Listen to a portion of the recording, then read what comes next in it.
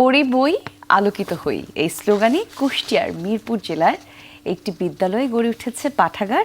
আর শিক্ষার্থীদের মূলত বই পাঠে আরও আগ্রহী করে তোলার প্রত্যয়ে নান্দনিক এই পাঠাগারটির প্রতিষ্ঠা করেছেন উদ্যোগ নিয়েছেন বিশ্ববিদ্যালয়টিরই একজন প্রাক্তন শিক্ষার্থী। এই বিষয়টি নিয়ে আপনাদের একটু বিস্তারিত জানাতে চাই, তাই কুষ্টিয়ার মিরপুর উপজেলায় আপনাদের নিয়ে যাব। সেখান থেকে যুক্ত হচ্ছেন আমাদের সহকর্মী রুহুল আমিন বাবু। বাবু, শুভ সকাল। শুভ সকাল। শুভ সকাল জুবাইর এবং কলি। এই মুহূর্তে আসলে আমি আছি একেবারে আমাদের জেলা শহর ছেড়ে অনেক দূরে গ্রামের মধ্যে একটি স্কুলে। আসলে যে জাতি জ্ঞান অর্জন করে সেই জাতি সভ্য হয়ে গড়ে ওঠে, এবং যে জাতি শিক্ষা এবং দক্ষতা অর্জন করে সেই জাতি আসলে তারা অনেক দূর অগ্রসর হয় এবং উন্নত রাষ্ট্র গঠন করতে সহায়ক ভূমিকা পালন করে। আসলে একটি বিদ্যালয়ে এখন যে অবস্থা, এই যে পাঠাগার আসলে আলোর ঘর বলা যায়, আলোর বাতি ঘর, সেই পাঠাগারটি নিয়ে আজকে আমরা একটু দেখানোর চেষ্টা করব দর্শকদের, সকলের বাংলাদেশের যেসব দর্শক রয়েছে তাদেরকে আমরা সেগুলোই দেখানোর চেষ্টা করব যে আসলে একটি বিদ্যালয়ে আধুনিক মানের যে একটি পাঠাগার হতে পারে সেটি এখানে এই স্কুলটিতে আজমপুর মাধ্যমিক বিদ্যালয়, এখানেই এই স্কুলেই এই যে পাঠাগার রয়েছে। এখানে সকাল থেকে এখনই দেখছেন যারা ক্লাস হয়তো আরও পরে শুরু হবে, কিন্তু যারা শিক্ষার্থী রয়েছে তারা কিন্তু ইতিমধ্যে এসেছে এবং তারা পড়ছে। বিভিন্ন ধরনের বই রয়েছে। আসলে এরকম একটি সুন্দর পরিপাটি, একটি একেবারে গ্রামের মধ্যে এত সুন্দর একটি পাঠাগার, এটা আসলে দেখতে যেমন ভালো লাগছে, সেটা এখানে বসে এবং জ্ঞান অর্জন করতে বা বই পড়তে, তাহলে যারা পড়েন এখানে বা সময় দেন তাদের তো আরও ভালো লাগার কথা। আসলে সেই ক্ষেত্রে এই যে মূল যে পরিকল্পনাটার পেছনে যে কোনো একজনের একটি সৎ ইচ্ছার কারণেই কিন্তু এটি সম্ভব হয়েছে। আমরা আসলে তার সাথে একটু কথা বলবো। আমাদের সাথে আছে নাজমুল ভাই রয়েছেন এখানে। আসলে ভাই, আপনি এটা কেন শুরু করেছিলেন? আপনার কি উদ্দেশ্য ছিল? আপনি তো মানে বাংলাদেশ ব্যাংকেও যত সম্ভব আজকে কর্মরত আছেন, একটু ছোট্ট করে আমরা জানতে চাই।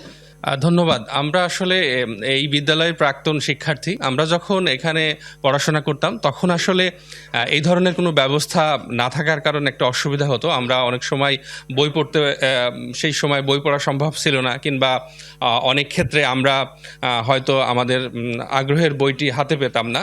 তো তখন থেকে আমার মনে হয়, আমি যেহেতু সবসময় বই পাঠে আগ্রহী এবং নিজেও লেখালেখি করি, আমার সবসময় মনে হতো আমার যদি কখনো সামর্থ্য হয় তখন হয়তো আমি এই ধরনের একটি পাঠাগার নির্মাণ করব। এবং 2 দশক পরে আমরা গত 2022 সালে এটি প্রতিষ্ঠা করতে সক্ষম হয়, আজমপুর মাধ্যমিক বিদ্যালয়ে, যেটি শাহনুর খাতুন মডার্ন লাইব্রেরি হিসাবে আমার মায়ের নামে।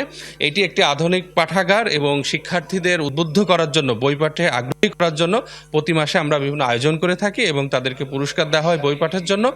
এবং আমি মনে করি এটি একটি অনুপ্রেরণা যোগাতে পারে অন্য শিক্ষার্থীদের, যারা অন্য বিশ্ববিদ্যালয়ে পড়ে বা বিদ্যালয়ে পড়ে, তার এলাকায় তার প্রতিষ্ঠানে তারাও যাতে উদ্বুদ্ধ হয় এই ধরনের একটি পাঠাগার নির্মাণ করতে। তাহলে হয়তো আমরা সবাই মিলে একটি পাঠে আগ্রহী বই পড়া একটি প্রজন্ম হিসাবে আমাদের বাংলাদেশকে গড়ে তুলতে পারি। অনেক ধন্যবাদ আপনাকে। আমরা আসলে একটু কথা বলতে চাই যে যেসব শিক্ষার্থীরা এখানে বই পড়ছে, আসলে তোমরা কি এখানে নিয়মিত পড়ো এবং কি কি ধরনের তোমরা বই পড়ো এখান থেকে, বা কি জানতে পারো কোনো কিছু? হ্যাঁ, জানতে পারি। আমরা অনেক জ্ঞান অর্জন করতে পারি। হচ্ছে আমাদের সপ্তাহে 3 দিন হচ্ছে আমাদের টিফিনে বা সকালে হচ্ছে বই পড়তে আসতে বলে। আমরা এখান থেকে ক্লাস 8-এর বই পড়ি, হচ্ছে গল্পের বই পড়ি, তারপর অন্য বিষয় যেগুলো আছে এগুলো পড়া হয়। অনেক ধন্যবাদ।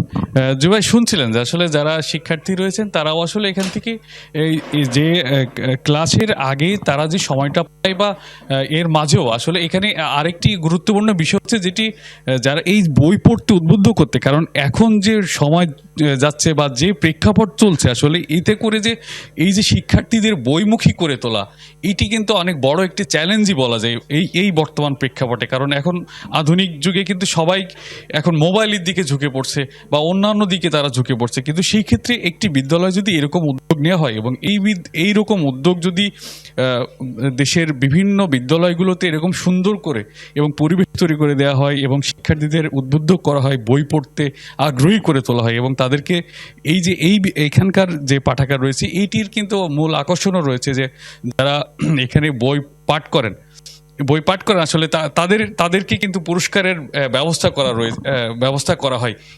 এইরকম আসলে সব জায়গাতে যদি এরকম পাঠাগার তৈরি করা হয়, আসলে সেখান থেকে আসলে জ্ঞানের আলোকিত হবে আমাদের দেশের শিক্ষার্থীরা। জুবায়ের এবং কলি ফিরে যাচ্ছে আপনাদের কাছে। একদমই তাই, আমরাও বাবু, এমনটাই প্রত্যাশাই করি। একদম আমরা এমনটা প্রত্যাশা করি।